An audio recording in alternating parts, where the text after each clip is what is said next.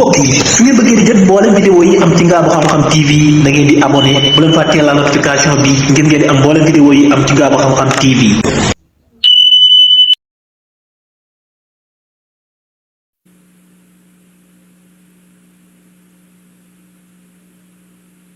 Président de l'Assemblée générale, Mesdames, Messieurs les chefs d'État et de gouvernement, Monsieur le secrétaire général, Madame la secrétaire générale adjointe, Mesdames, Messieurs, distingués invités.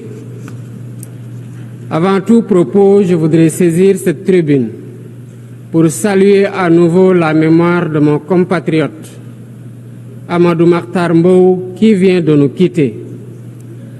Ancien directeur général de l'UNESCO de 1974 à 1987, il fut un homme d'État émérite et un fervent acteur panafricain de la lutte pour les indépendances.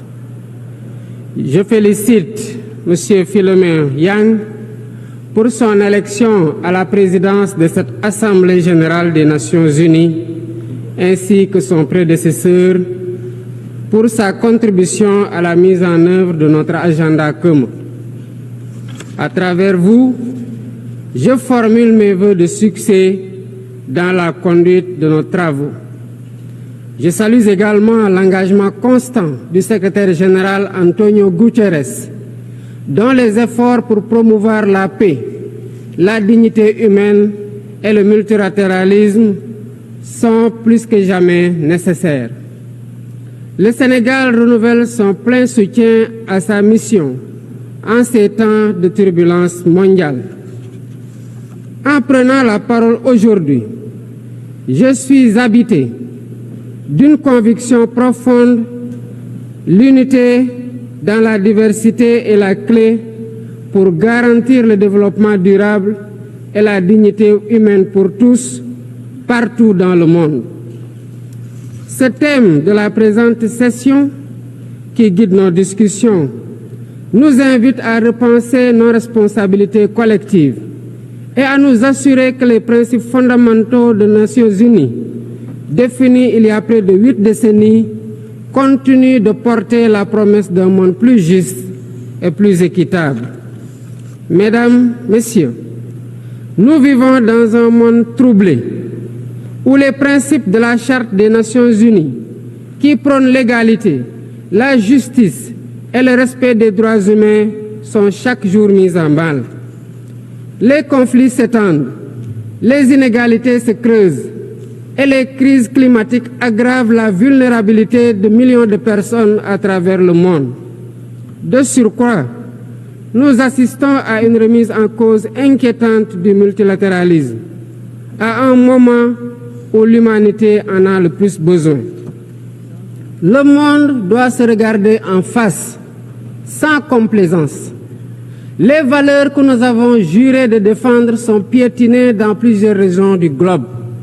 Que l'on soit à Gaza, à Tel Aviv, à Dakar ou ailleurs, chaque être humain est porteur de cette égale dignité, une dignité qui transcende les frontières, les cultures et les appartenances religieuses. C'est notre devoir à tous de veiller à ce que cette dignité soit protégée et respectée pour chaque être humain, sans exception. Ce devoir est l'essence même des Nations unies. Pourtant, nous constatons chaque jour que le droit international, ciment de la paix mondiale, est souvent violé. Des résolutions adoptées par cette Assemblée sont ignorées. En tolérant ces violences répétées, nous foulons aux pieds les principes de la Charte des Nations unies et sapons les fondements même de cette maison de la paix. Jamais les fondements des Nations unies n'ont autant vacillé qu'en ces temps de violence et de peur et d'incertitude. Si nous voulons éloigner le spectre de la guerre et œuvrer à l'avènement d'un monde meilleur, alors il est temps de changer les paradigmes. Il est temps de remettre l'humain au centre de l'agenda international, comme nous y invite le thème de cette session. Monsieur le Président, Mesdames, Messieurs, nous voulons Nous ne voulons plus fermer les yeux sur la tragédie qui se déroule dans le Sahel. Des groupes terroristes sèment la terreur, pillent, tuent les populations civiles innocentes. Cette région, autrefois stable, est désormais en proie à une violence quotidienne, tandis que les Nations Unies, particulièrement le Conseil de sécurité, restent trop souvent inertes. De même, nous ne pouvons pas accepter que le Sahel devienne le théâtre de rivalités de puissances étrangères dont les affrontements ne font qu'aggraver la déstabilisation de la région. Je dois rappeler ici que la paix et la sécurité de l'Afrique sont indissociables de la paix mondiale. Il est impératif que le Conseil de sécurité remplisse pleinement son rôle de garant de la stabilité internationale. J'exprime à nouveau la préoccupation du Sénégal face à la situation tragique qui perdure en Palestine. Des générations entières y ont grandi sous l'ombre de l'oppression, privées de leur droit fondamental à un État viable.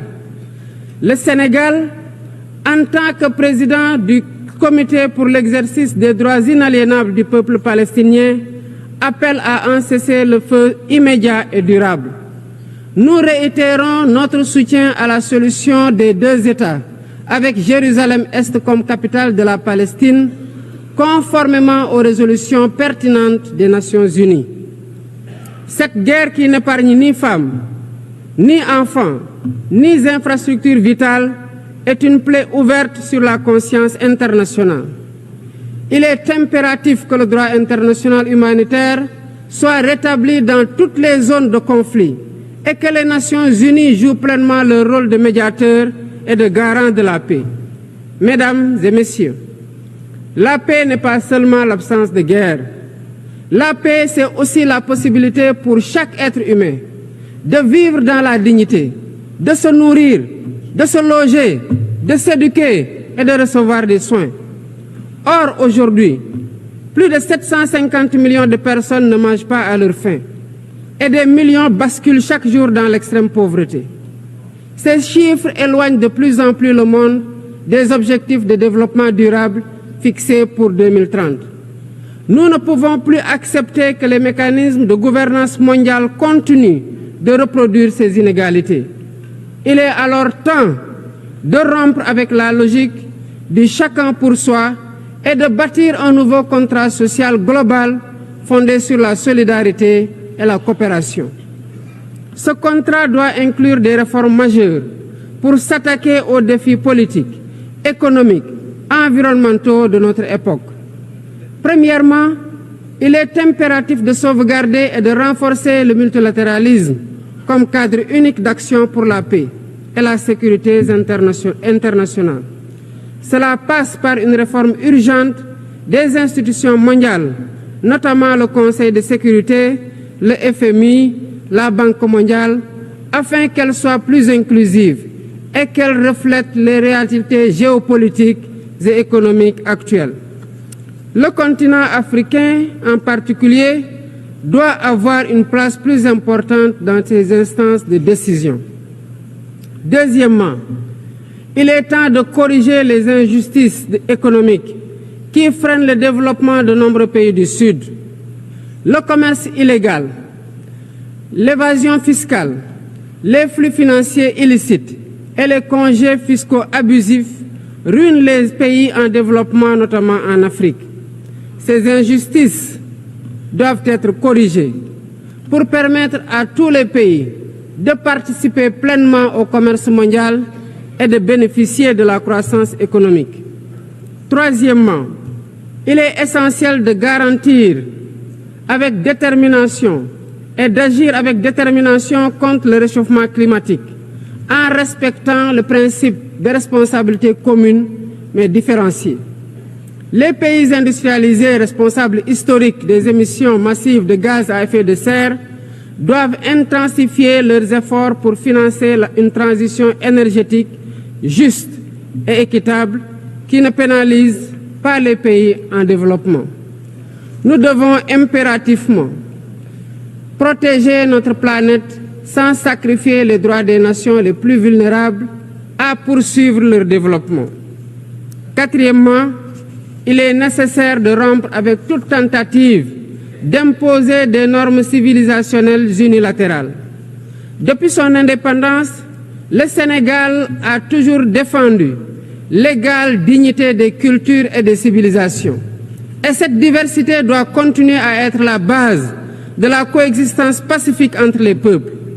Aucune nation ne devrait imposer aux autres ses pratiques ou ses valeurs comme normes universelles. Le respect des différences est le fondement de la stabilité et de la paix dans le monde. Mesdames et messieurs, le Sénégal est fermement engagé dans cette voie. Nous avons choisi de bâtir un État résolument tourné vers le développement durable avec des initiatives ambitieuses dans des domaines tels que les énergies propres, la souveraineté alimentaire et la gouvernance transparente. Mais nous savons que pour réussir, nous avons besoin de l'action collective et de la solidarité internationale. Aucun pays, aussi puissant soit-il, ne peut relever seuls les défis qui menacent l'humanité. Il nous faut donc agir ensemble, unis dans la diversité, pour construire un avenir où la dignité humaine est respectée, où la justice prévaut et où la prospérité est partagée. C'est par la coopération et le respect mutuel que nous surmonterons les crises qui secouent notre monde. Je vous remercie de votre aimable attention.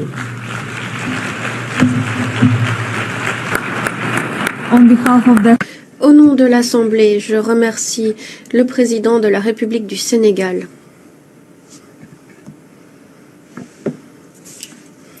L'Assemblée va écouter l'allocution de son Excellence Sylvanie